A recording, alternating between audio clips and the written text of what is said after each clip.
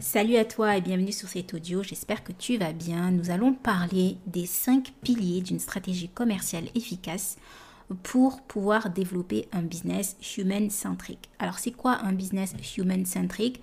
Un business human-centric, c'est un business qui va être centré sur les besoins de ton client. On est vraiment à la recherche de la relation humaine avant la relation commerciale, ce qui ne veut pas dire que tu ne vas pas développer ton chiffre d'affaires, que tu ne vas pas exploser tes résultats, bien au contraire, c'est justement avec une stratégie human-centric que tu vas exploser tes résultats. Donc la première chose à savoir si tu souhaites développer une stratégie commerciale human-centric, donc centrée sur l'humain, c'est ton positionnement. Évidemment, tu l'as déjà entendu, on t'a déjà parlé d'avoir une étude de marché ciblée, de te positionner sur une niche. Évidemment, on ne va pas revenir là-dessus parce que ce sont les fondamentaux.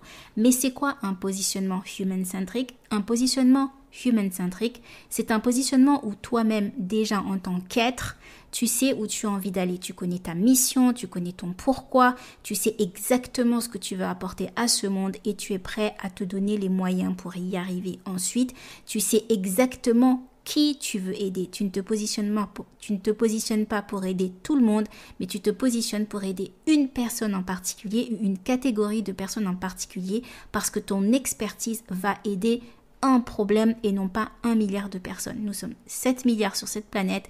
Évidemment, ce que tu peux faire, tu ne peux peut-être pas le faire pour les 7 milliards en tous les cas. Si tu es seul, que tu développes ton activité seul pour l'instant, tu es solopreneur ou vous êtes 2 ou 3 dans la boîte, en tout cas moins de 10, tu n'as pas la capacité et les ressources de répondre à tout le monde. Et donc, tu vas avoir un positionnement hyper ciblé, hyper centré sur le besoin de ton client et beaucoup plus loin que ça. Plus que le besoin, ça va être le désir de ton client. Aujourd'hui, il a un besoin, il a un problème et il désire arriver vers une situation B. Donc, son problème, c'est la situation A et son désir, c'est la situation B. Donc, clairement, ce que tu peux faire aujourd'hui, c'est aider une personne à transformer sa vie, transformer quelque chose dans sa vie grâce à ta méthode. Et donc, le deuxième point pour avoir une stratégie commerciale human-centric, c'est ton message. Puisqu'une fois que tu es positionné, une fois que tu sais exactement ce que tu veux faire sur le marché, pour qui tu veux précisément le faire, eh bien, il va falloir parler à cette personne, avoir un message pertinent et percutant. Quel type de message tu envoies? Qu'est-ce que tu communiques à ton client? Comment est-ce que tu lui parles à travers tes réseaux, à travers tes emails, à travers ta posture, ton attitude, tes vidéos, tes communications? Quel message tu envoies à ton client? Qu'est-ce qui touche le plus ton client? Et là, c'est l'exercice le plus compliqué parce que l'être humain de base, eh bien, il est centré sur lui-même. Donc, toi, aujourd'hui, de manière totalement naturelle, tu es beaucoup plus centré sur toi. Tu vas parler de ta méthode, tu vas parler de tes couleurs, tu vas être beaucoup plus enclin à expliquer ton procédé, à expliquer ta façon de faire, à rediriger les gens vers ton site web. Donc, ça tourne autour de toi. Or, ton client, il a besoin que ton message tourne autour de lui. Et donc, l'idée ici, l'exercice, c'est vraiment d'orienter tes messages vers ton client. Donc, remplacer tous les jeux par tu ou vous si tu vous vois. Vraiment se mettre dans les chaussures, dans la place, dans les pieds, tout ce que tu veux de ton client. Te dire, si j'étais mon client, qu'est-ce que j'aimerais entendre? Si j'étais mon client, qu'est-ce que j'aimerais voir? Et oublier le fait que, ah oui, je trouve cette photo très bien. L'idée ici, c'est pas que toi, tu trouves la photo bien. Évidemment, tu vas pas faire quelque chose qui ne te plaît pas, qui ne te correspond pas, qui ne te ressemble pas. Bien entendu que tu prends en compte qui tu es et ton désir. On en a parlé dans le positionnement. Mais là où tu vas aller beaucoup plus loin et où tu vas vraiment faire la différence, eh bien, c'est en clairement te mettant avec les lunettes de ton client et en disant, si j'étais mon client, j'aimerais entendre ça. J'aimerais voir ça. Ce qui me ferait du bien, ce serait de voir ça, d'entendre ça. Là où tu vas être encore plus pertinent, c'est de discuter avec tes clients, d'échanger avec des personnes que tu as déjà accompagnées, que tu as déjà servi de par tes prestations et prendre leur feedback, prendre leur verbatim. Quels mots ils emploient, quelle expression ils emploient, quel est leur langage et du coup t'adapter et te calquer sur leur langage. Troisième élément pour avoir une stratégie human-centric, c'est ton identité personnelle. Et tout est relié finalement. Tu vois que tu peux pas avoir un message si tu ne sais pas de quoi tu parles et à qui tu t'adresses. Et c'est difficile d'avoir une identité si tu ne connais pas ton message, tu sais pas d'où tu viens et quelles sont les valeurs que tu as envie de véhiculer. Et donc ton image personnelle, ton identité, ton personal branding, c'est un peu le mot à la mode et c'est un peu aussi un fourre-tout parfois. L'idée d'avoir une image personnelle et une image de marque personnelle, c'est simplement pour renforcer ton authenticité. Et donc ici, c'est très important de ne pas essayer de copier quelqu'un qui ferait presque la même chose que toi et de te dire « Oh, lui, ça a l'air de marcher, il a l'air d'avoir une grosse communauté, je vais peut-être faire un petit peu comme lui, je vais faire un petit peu les vidéos comme lui. » C'est pas comme ça que tu vas marquer ton personal branding. Ton personal branding vient clairement de ton authenticité et de là où tu es le plus à l'aise finalement. Donc, je vais prendre mon exemple personnel très rapidement. Quand j'ai démarré dans l'entrepreneuriat, je croyais que le personal branding, c'était faire des vidéos hyper professionnelles. C'était faire des photos avec des pros. Et parfois, quand je voulais faire un live sur Facebook, bien, je me maquillais, je mettais ma plus belle veste, je mettais mon plus beau foulard. Bref, on dirait que je partais à un mariage presque. Mais en fait, j'étais complètement à côté parce que dans la vie de tous les jours, je suis pas aussi apprêtée comme ça. Je suis simple. Je suis une personne qui, voilà, je vais pas me maquiller tous les jours. Et en fait, c'était pas moi finalement sur les vidéos et ça a eu un double revers. Le premier revers, ça a été que j'ai attiré à moi les mauvaises personnes. C'est-à-dire, quand je faisais un live sur les réseaux sociaux, j'avais beaucoup plus de compliments sur mon rouge à lèvres, sur ma veste, sur mon foulard que de clients. J'avais beaucoup plus de personnes qui étaient simplement attirées par ce qu'ils voyaient et non pas par ce qu'ils entendaient. Et moi, ça me posait problème parce que j'ai une réelle expertise et mon besoin à l'époque était simplement de la faire connaître, de faire connaître mon expertise, mon expérience, mon professionnalisme. C'était très important. Alors, est-ce qu'on peut allier les deux? Absolument. Si toi, dans ta nature, tu es une personne qui est comme ça, qui se maquille beaucoup ou qui... Bon, là, je dis maquillage pour les femmes, mais si tu es une personne qui aime bien t'apprêter très souvent, voire tout le temps, que tu ne sors pas sans être sur ton 31, c'est OK. Là où c'est moins OK, c'est si tu n'es pas comme ça de nature et que tu te dis, il faut être comme ça pour attirer des clients. Donc, le personal branding, ça va être vraiment de cibler qui tu es vraiment, d'être à l'aise dans tes baskets, d'être à l'aise avec qui tu es et l'image que tu envoies parce que c'est ce qui va plaire à ton vrai client. Ton client va s'identifier à toi, ta simplicité, ton authenticité, le fait que tu ne te prennes pas la tête, le fait que tu sois vraiment focus sur ton sujet et non pas sur toi, sur ce à quoi tu ressembles, ça va jouer auprès de ton client. Mais encore une fois, je répète, si tu es à la base une personne qui aime ça, qui aime ce côté où voilà, je peux pas sortir sans être maquillée, pour moi c'est très important, je me sens mieux comme ça, c'est OK et il faut aller vers ça si c'est toi, si c'est comme ça que tu t'identifies, c'est comme ça que tu te reconnais, c'est comme ça que tu as envie en tous les cas d'être vu par tes clients. Après, je fais une différence entre authenticité, simplicité et médiocrité. L'idée, c'est pas de tomber dans la médiocrité non plus. Évidemment que ton client mérite que tu lui apportes du qualitatif à tous les niveaux, que ce soit dans l'image, que ce soit dans le son, que ce soit dans le message que tu portes. Mais si aujourd'hui tu as un dilemme entre, voilà, je génère pas encore beaucoup d'argent, je peux pas avoir une équipe technique avec moi, donc je ne vais pas faire de vidéo. Non, tu peux très bien faire une vidéo avec un smartphone, avec la lumière du jour et avoir une hyper qualité sur tes vidéos et sur tes audios. Aujourd'hui, on a la chance d'avoir des smartphones qui nous permettent cela.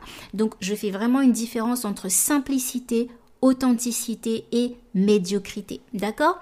Le quatrième point pour pouvoir développer une stratégie commerciale human-centric qui va te propulser dans ton business, c'est le parcours DED. Donc par DED, j'entends découverte, évolution, décision.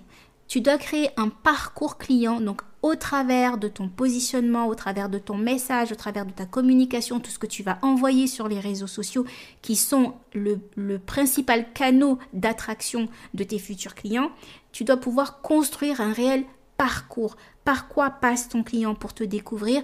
Comment est-ce qu'il te découvre? Comment est-ce que tu fais évoluer ta relation avec lui? Comment est-ce que tu l'aides à prendre une décision de travailler avec toi? Qu'est-ce qui va faire qu'il va décider de venir vers toi plutôt que chez ton concurrent? C'est un parcours que tu vas créer, c'est toute la relation que tu vas créer avec lui. Ça, ce sont des choses qu'on voit dans le détail dans le programme Business Propulse Up en 7 semaines pour t'aider à structurer ton parcours client et ta stratégie commerciale. Mais déjà, avec les éléments que tu as sur cet audio, tu peux évidemment développer une structure pour commencer à attirer tes meilleurs clients.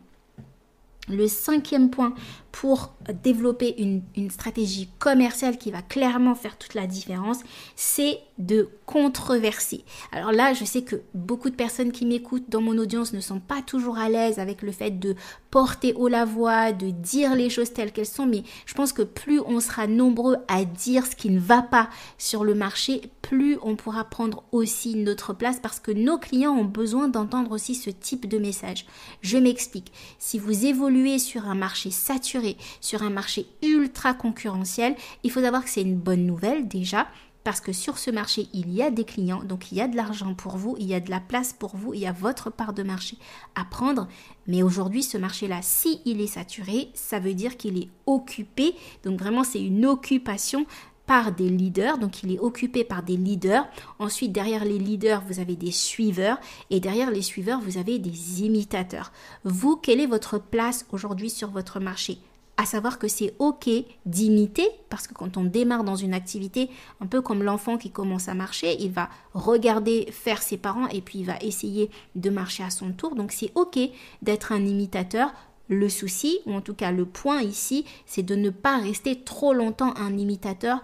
Pour pouvoir prendre votre place, vous devez devenir à minima un suiveur, puis un leader de votre marché. Ce qu'on vise ici, c'est que vous soyez leader de votre marché par rapport à votre niche et à votre positionnement. Alors, comment on fait ça? Très simplement, déjà, identifie les leaders qui sont sur ton marché. Tu vas chercher les leaders de ton marché, tu vas les identifier. Tu peux en prendre 4 à 5, voire 6 leaders. Ok, donc trouver des personnes qui ont vraiment une place impactante sur le marché. Ensuite, tu vas regarder ce qu'ils font déjà. Donc, ils font généralement beaucoup d'éducation, d'infoprenariat. Ils informent les personnes du marché, ils informent les clients et les prospects potentiels. Mais il y a quelque chose qu'ils ne font pas ou qu'ils ne font pas très bien. Exemple, vous êtes le leader du marché de la distribution, vous vous appelez Carrefour, vous vous appelez Lidl, vous vous appelez Auchan, d'accord ? Vous avez évidemment une grosse part du marché, vous avez évidemment beaucoup de clients et vous avez aussi des clients qui recherchent quelque chose en particulier auquel vous ne pouvez pas répondre. Et ces clients vont aller où ça ? À la supérette du coin, parce que la supérette du coin, la gérante est super sympa, elle est proche de l'humain, en plus elle fait que du local, en plus elle connaît mon prénom, en plus elle fait que du bio, en plus elle est vraiment sympathique et l'équipe est vraiment sympathique. Donc vous avez trouvé chez cette supérette des éléments que vous ne retrouvez pas chez Auchan. Ça ne veut pas dire que vous ne consommez pas chez les deux, mais peut-être que de plus en plus vous allez aller à la supérette. Et vous qui écoutez cet audio, toi qui écoutes cet audio, ton client, il est dans la situation du client de chez Auchan qui cherche une supérette. Donc ton client, aujourd'hui, il a un besoin bien spécifique. Il a commencé à utiliser des solutions, mais il a quelque part une forme de frustration parce que chez le leader du marché, ou là où il a pris ses formations, là où il a pris son accompagnement, là où il a pris sa prestation de service, il n'a pas réussi encore à trouver pleine satisfaction à une de ses frustrations. Et c'est là où toi tu as un rôle à jouer, ce qu'on appelle une faille dans le marché, c'est là où tu as un rôle à jouer, donc trouver les failles chez les leaders et les suiveurs de ton marché pour te positionner là-dessus. Et quand j'ai parlé de controverse sur cette partie, c'est le fait d'exprimer le problème, donc de parler de ce problème. Supposons que tu es le gérant de la supérette, donc tu vas expliquer ce qui se passe au client. Voilà, aujourd'hui chez Auchan, évidemment tu ne vas pas citer Auchan, aujourd'hui c'est chez Auchan, il vous manque tel et tel service, peut-être que vous êtes à la recherche d'un contact de proximité, venez dans ma supérette. Globalement, c'est comme ça que tu vas communiquer. Évidemment, c'est pas ça que tu vas dire, c'est ce que nous voyons dans le détail de la stratégie de développement au sein du Business Propulse Up, mais ça c'est quelque chose dont je pourrais te parler plus tard si tu le souhaites. Nous pouvons le voir en rendez-vous téléphonique, mais ça c'est vraiment à part. Donc l'idée c'est de comprendre cette partie-là, que pour pouvoir augmenter ta stratégie commerciale de manière human-centrique, c'est ces 5 points. Le positionnement, le message, l'identité personnelle, le parcours EDD ou DED et ainsi que la controverse en 5e point. Si cet audio t'a plu, que tu as trouvé des éléments intéressants, pertinents, pose-moi des questions sous la vidéo ou sous l'audio. Laisse-moi savoir ce qui t'a le plus plu. Laisse-moi savoir également là où tu souhaiterais que j'approfondisse le plus. Laisse-moi savoir également où tu en es aujourd'hui dans ta stratégie commerciale human-centric. Est-ce que tu as envie, toi, aujourd'hui, de centrer ton développement, ton côté commercial vers l'humain? Est-ce que tu as vraiment envie de cibler l'humain? Comment est-ce que tu vois ton avenir d'ici quelques temps par rapport à ton développement commercial? Est-ce que tu as une vision là-dessus? Est-ce que tu as des objectifs là-dessus? Tout ça, partage-le moi, soit en commentaire, soit par téléphone en prenant un rendez-vous avec moi. Je serai ravie d'échanger avec toi sur le sujet. Et d'ici là, je te souhaite plein de succès dans ton business. Prends soin de toi et de ton business. À très bientôt. Ciao, ciao.